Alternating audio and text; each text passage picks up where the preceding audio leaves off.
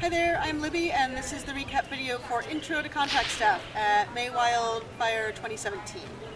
So we went through a couple different things. I explained that the goals of the class are minimizing the risk of injury, things like tennis elbow, aiding in staff selection, so helping you pick out a good staff that fits you.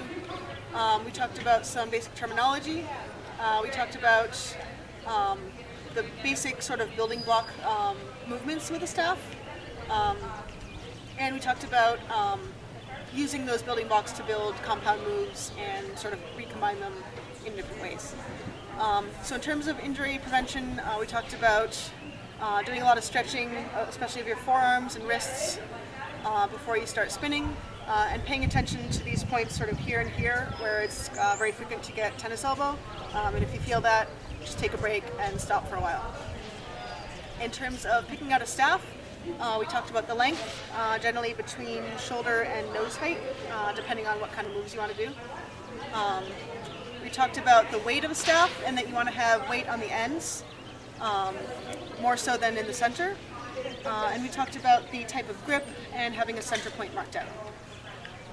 So rolling the staff up and down the arms, or on one arm, paying attention to where the center point is to get rotation forward and back.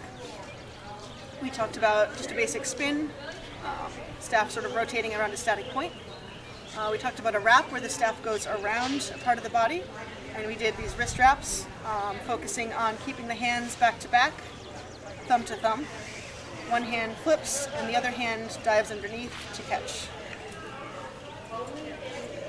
We also talked about pushes, so like a rotor would be an example of a push, and we worked on rainbow stalls, which are an example of that, where you bring the hand around, fingers pointing towards you, back.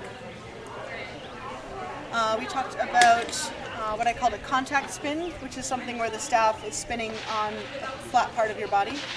That's also something like a duck out.